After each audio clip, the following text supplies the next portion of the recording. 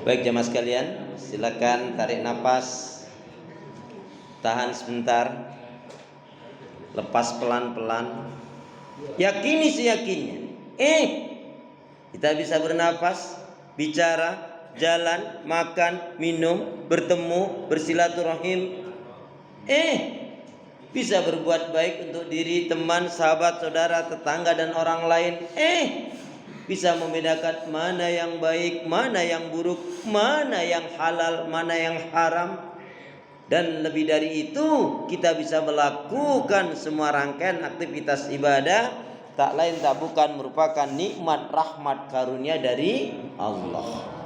Yang dengan itu kita akan selalu ingat firman Allah, fabi ayyi ala'i rabbikuma tukadziban, fabi ayyi ala'i rabbikuma tukadziban. Nikmat Allah yang mana yang kamu mau dustakan? Nikmat Allah yang mana yang kamu mau dustakan?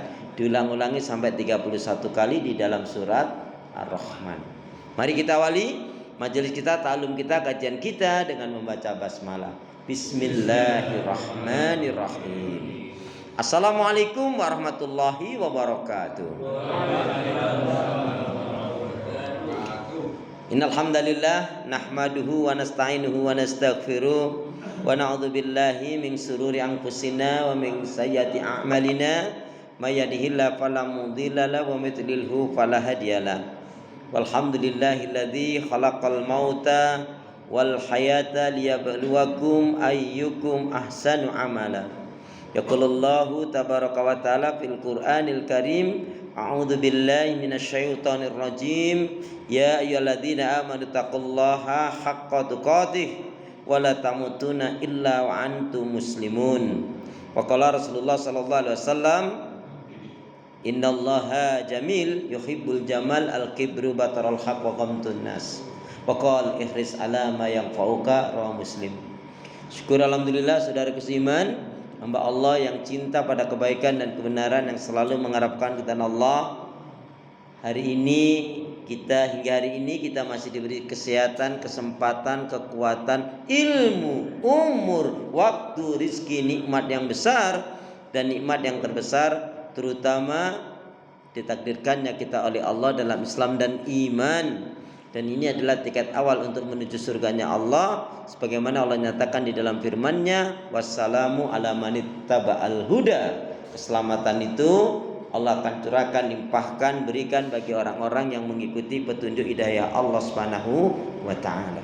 Karena itu pastikan semua kegiatan aktivitas yang kita lakukan niatkan betul-betul untuk ibadah kepada Allah, agar hidup kita bernilai, agar hidup kita ini baik, bahagia, diberi ketenangan, keberkahan oleh Allah. Kuncinya kita gunakan untuk ibadah kepada Allah. Wa ma khalaqtul jinna wal insa illa liya'budun. Tidak aku ciptakan jin dan manusia, kata Allah, melainkan hanya untuk beribadah kepada Allah Subhanahu wa taala.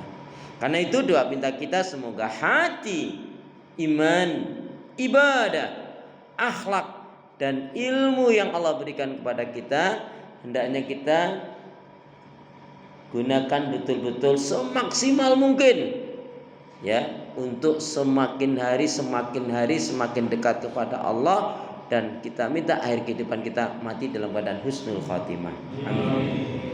Kenapa? Karena muslimah yang baik hatinya, iman, ibadah, akhlak dan ilmunya, insya Allah jiwanya tenang dan tentram walaupun tabungannya banyak. Amin. Tapi ingat, tabungan yang terdasar adalah fatazawwadu fa inna khairaz zadit taqwa. Dan berbekalah kalian, sebaik-baiknya bekal menghadap Allah adalah bertakwa kepada Allah Subhanahu wa taala.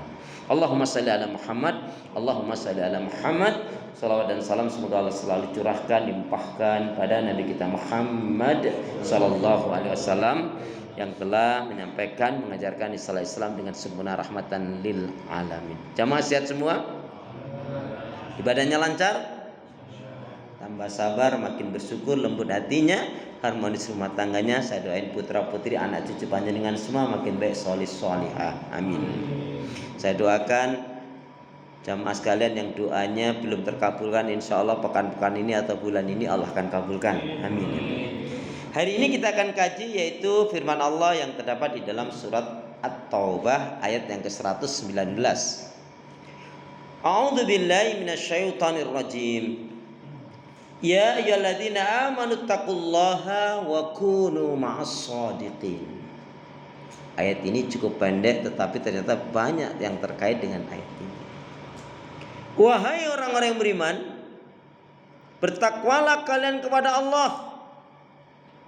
Wa kunu ma'as shadiqin, dan hiduplah kalian, besertalah kalian dengan orang-orang yang jujur. Tapi shadiqin di sini diartikan kebanyakan pengertian adalah yaitu orang yang benar. Kita ingat Rasulullah Shallallahu Alaihi Wasallam mendapatkan gelar Al-Amin itu sebelum diangkat menjadi Nabi dan Rasul. Dan hebatnya semua orang yang jujur itu disukai. Nggak ada orang yang nggak suka dengan yang jujur. Sekaligus menjadi furqan. Kalau ada orang yang jujur kok nggak disukai, pasti yang nggak nyukai itu orang yang nggak baik.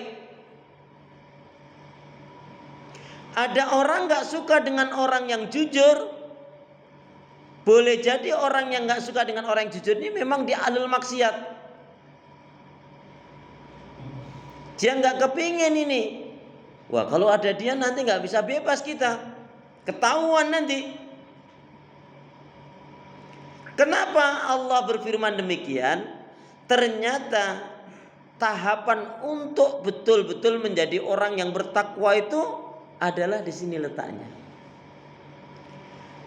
Muaranya seseorang itu dari lidah dia akan selamat. Satu, kalau orang itu banyak zikrullah. Ingat ya, ketika disebut zikrullah berarti cakupannya 3 hal. Zikir lisani, zikir qalbi, zikir amali. Pengikraran syahadat juga kalau kamu jujur pasti berkah. Yang menarik ketika ada seorang sahabat Nabi ketika di dalam peperangan, saya lupa perang Tabuk atau perang Yamamah waktu itu. Ada sahabat ini imannya betul-betul mantap.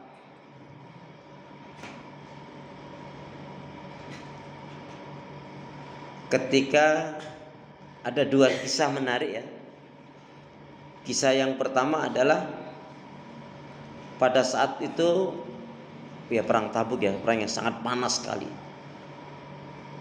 Jaraknya cukup berat, perang yang berat itu termasuk perang Tabuk. Panas yang sangat. Kisah yang pertama ada hanya orang-orang yang memang diberi kekayaan yang bisa berangkat tanpa mengecilkan orang yang miskin. Qadarullah, sahabat Utsman itu sudah nyumbang 1000 ekor unta, tetap masih belum bisa membawa sahabat yang lain. Sehingga ketika mereka sudah datang di Madinah, sudah siap mau berangkat, berharap ada yang punya kendaraan lebih. Tapi memang kendaraannya nggak ada. Ada mengatakan sahabat Utsman pada saat itu sudah menyumbang kuda dan unta 2000. Allah a'lam bishawab. Tapi ada orang-orang yang memang nggak punya harta, nggak punya kendaraan. Itu ketika Rasulullah menyatakan ya dalam surat At-Taubah juga, Allah memaafkan kalian, Allah mengampuni kalian. Karena ini nggak mungkin kuda atau unta ini dinaikin berdua bergantian, nggak mungkin. Dan keringanannya apa? Mereka boleh pulang nggak ikut jihad. Tapi itu nangis, betul-betul nangis. Aduh, saya ini gimana ya Allah? Uang nggak ada, untuk nyumbang nggak ada. Rasanya kalau hanya doa aja, saya ini muslim macam apa saya ini?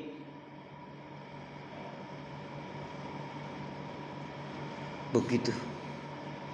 Suruh pulang itu nggak jadi berangkat perang tuh nangis. Kira-kira kalau jamaah, oh panjenengan boleh pulang nggak ikut perang? Kira-kira seneng atau? Wah, alhamdulillah, Ya Allah. Nangis itu sahabat itu.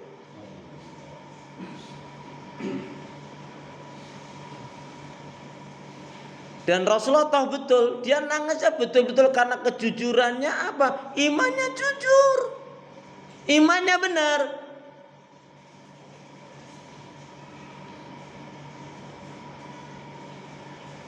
Kalau bahasa kita gini, kejujuran yang kamu inginkan mati di jalan Allah, pasti Allah akan penuh. Maka kemudian pada peperang selanjutnya betul-betul dia ikut perang. Setelah mengumpulkan, ikut perang, ikut jihad juga. Pada saat itu mendapatkan ghanimah, harta, rezeki yang terbaik adalah rampasan perang. Dan kita nggak pernah dapat itu, kita nggak pernah perang. Ya. Rezeki yang tertinggi, yang paling diberkahi oleh Allah adalah ghanimah. Begitu kesepakatan para ulama. Ulama yang mana? Ulama di kalangan sahabat Nabi tentunya, kemudian tabi'in dan tabi'ut tabi'in. Nah, orang-orang yang tadinya itu pulang nangis tadi ketika ada peperangan selanjutnya itu betul-betul habis-habiskan peperangan itu. Terus dia nggak urusan lah dengan pembagian ghanimah itu, dia pulang saja. Rasulullah bertanya, mana si fulan? Enak fulan. Fulan sudah pulang ya Rasul. Siapa yang dekat rumahnya? Saya dekat rumah saya. Saya dekat dengan rumahnya Rasul. Bawa ini, berikan kepadanya. Pulanglah dia. Ini sahabat yang tadi itu baru masuk rumah, baru ketemu istrinya, baru pelukan sama istrinya, baru sama anaknya. Kemudian sahabat yang membawa tadi hadiah ghanimah tadi dari Rasulullah tadi, yang menyusulkan tadi, ya masuk. Ini belum lama. Ada apa? Ini kamu dapat ini dari Rasul. Apa ini? Ini loh. Aku ini berjihad bukan untuk ini. Aku ingin mati syahid. Ya terserah. Wong ini amanah Rasul kok. Kalau kamu nggak suka balikin sendiri. Pokoknya aku tunaikan amanah. Nggak jadi masuk rumah, langsung balik dia bawa itu ya hadiah yang diberikan itu tadi, sebetulnya ghanimah tadi ya, menghadap Rasulullah. Dia ambil kudanya,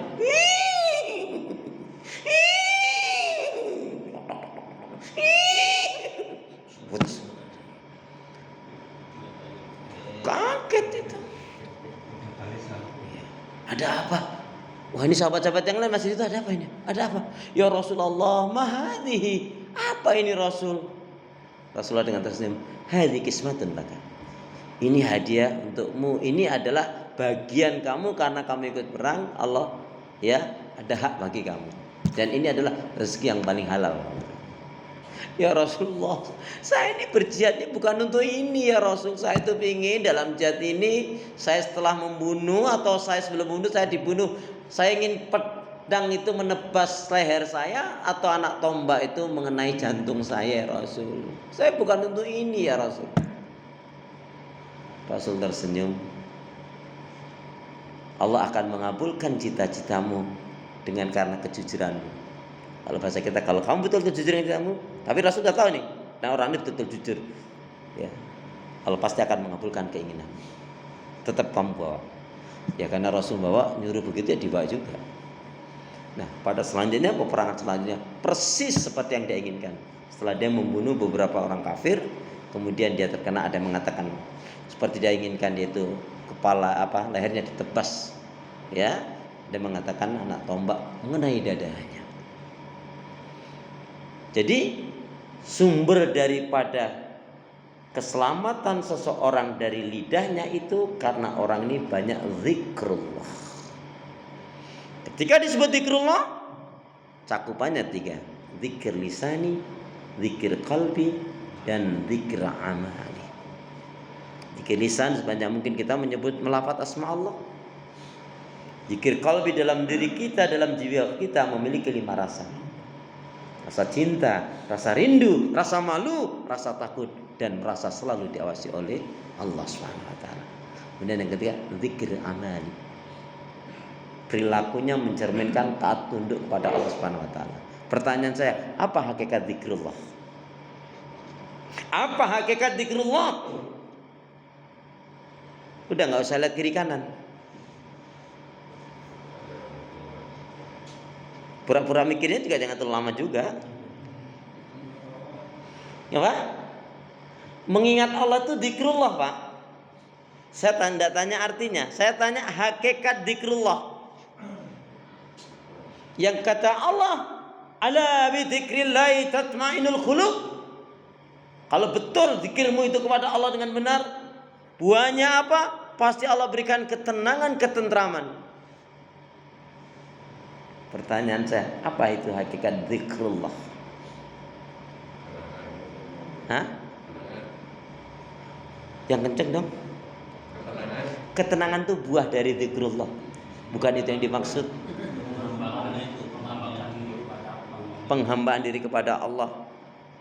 Abada ya'budu ibadah. Bukan itu juga yang dimaksud. Jamaah sekalian, berapa banyak majelis ilmu ketika ditanya apa hakikat zikrullah, ternyata belum terjawab. Jadi hakikat zikrullah yang sebenarnya adalah selalu menghadirkan Allah di setiap keadaan dan di semua permasalahan. Amin, gitu dong. Selalu menghadirkan Allah di setiap keadaan dan di semua permasalahan. Ketika sakit ingat Allah as-Safi yang kasih kesembuhan, enggak nyebut lain. Allah, Allahu Akbar, la ilaha illallah. Allahumma asfi, Allahumma bismillah, Allahumma anta safi la syafa illa anta. Dalam kesulitan apa? Allahumma la sahla illa ma ja'altahu sahla. Makanya termasuk para ustadz dan orang-orang yang mau menghadapi orang dalam pembicaraan, dia gunakan doa Rabbis rohli sadri wa yassirli amri wahlul 'uqdatam min lisani. Kalau lihat doa itu doanya Nabi Musa ketika menghadapi Fir'aun. Mau menghadapi Fir'aun, khawatir nanti nggak bisa ngomong lancar, ya. Makanya Nabi Musa minta kepada Allah agar diberikan yaitu pendamping yang bisa berbicara dengan jelas, yaitu Nabi Harun. Wazir selalu menghadirkan Allah di setiap keadaan dan di semua permasalahan. Jadi ada orang yang kena musibah, ya qadar Allah.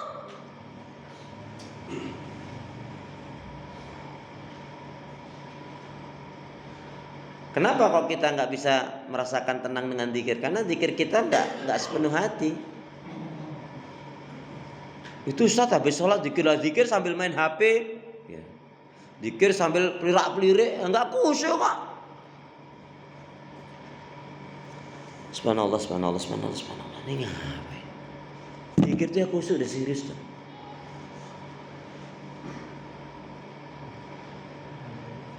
Ternyata zikrullah dan doa yang dikabulkan salah satunya ketika dia zikrullah, ketika dia berdoa bermunajat itu adalah apa? Dia merendahkan dirinya, menghinakan dirinya sehina mungkin, dan dia betul-betul butuh kepada Allah. Maka di dalam dia berdoa itu dia yakin akan keagungan Allah. Serius.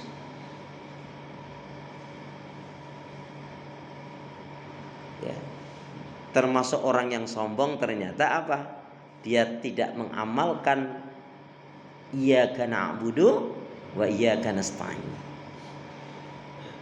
Orang yang merasa dirinya itu lebih nggak bersyukur, dia lupa. Begitu kata Ibnu Qayyim atau Ibnu Taimiyah. Ini yang pertama. Seseorang akan menjadi benar-benar bertakwa dan orang itu selamat dari lidahnya karena banyak zikrullah. Yang kedua adalah karena kejujurannya dalam kehidupan ini. Alaikum bisidqi, kata Nabi, hendaknya kalian berlaku jujur dalam kehidupan ini. Jujur itu dicintai oleh Allah, disukai oleh manusia, membawa kebaikan, menghantarkan ke surga. Amin. Wa iyyakum, dan jaya oleh kalian akan dusta. Karena dusta itu dibenci oleh Allah, dijauhi oleh manusia, membawa keburukan, menyeret ke neraka. Nauzubillah nih. Masih ingat di dalam surat Al-Mursalat 10 kali Allah ulang-ulangi wailu yauma idzil mukadzibin. Wailu yauma idzil mukadzibin. Surat yang ke-77. Celakalah pada hari ini orang-orang yang suka berdusta. Ada orang suka dusta, ada orang suka malsukan ini, malsukan itu, dia dukung, dia kena. Maka yang namanya hakim, yang namanya jaksa, polisi, pejabat yang melindungi, bekerja sama dengan orang yang zalim, dia akan dimasukkan ke dalam nerakanya Allah beserta orang yang dibela ini itu. Kita lihat terlebih dulu surat Hud, surat yang ke-11 ayat 113.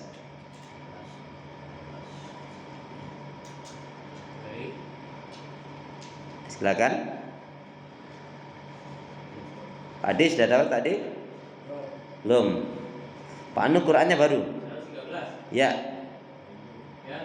Janganlah kamu cenderung kepada orang-orang zalim yang menyebabkan kamu disentuh api neraka. Iya. Jangan kamu tidak mempunyai seorang penolong pun selain Allah, sehingga kamu tidak akan diberi pertolongan. Wala tarkanu ilal ladzina dzalamu fatamassakumun nar.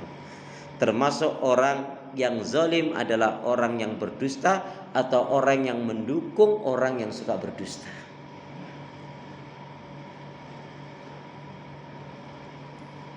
Jadi nggak akan bisa menjadi orang yang benar-benar beriman, apalagi sampai takwa, kalau masih suka berdusta, nggak jujur. Ngeri loh. Innahu la yastaqimul abdu imanan aw qalban saliman. Selamanya. Siapapun orangnya nggak akan benar-benar menjadi orang yang beriman, nggak akan bisa menjadi benar-benar orang beriman, dan nggak akan memiliki hati yang baik kalau masih suka berdusta.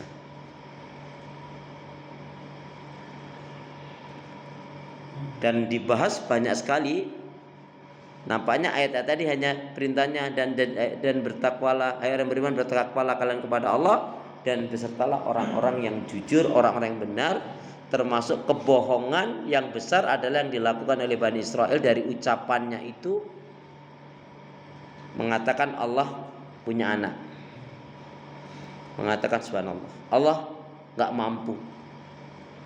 Dan yang ketiga, Allah fakir. Ini kebohongan terbesar, yaitu fitnah terhadap Allah. Mengatakan Allah nggak mampu, Allah punya anak, kemudian Allah fakir. Lihat aja di dalam surat Al-Baqarah itu.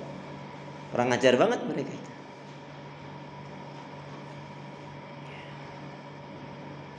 Ayo kita lihat, perhatikan diri kita. Masih adakah kedustaan pada diri kita? Ya.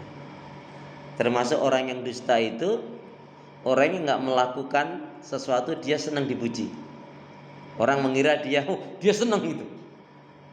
Atau orang yang memohongi dirinya sendiri itu. Termasuk orang yang dia berbuat kebaikan, ketika dipuji-puji dia bangga.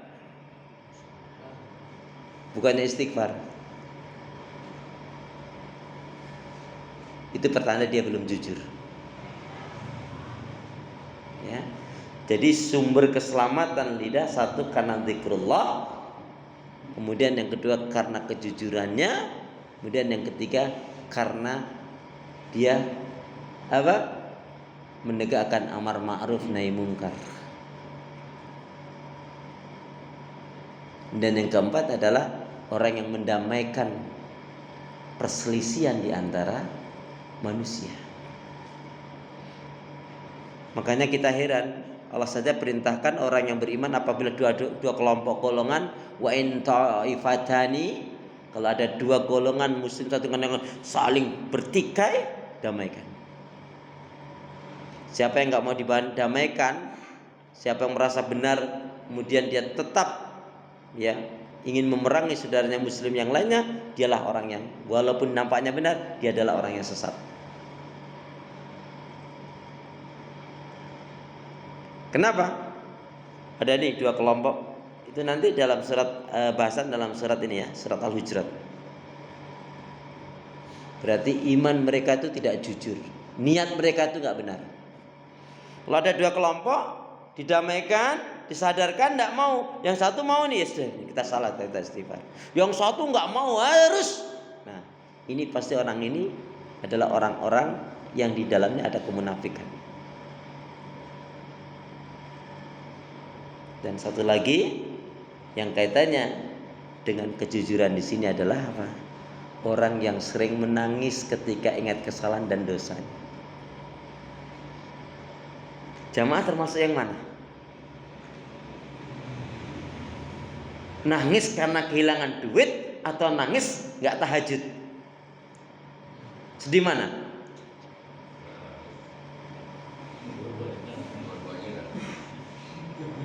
Astagfirullah. Makanya apa?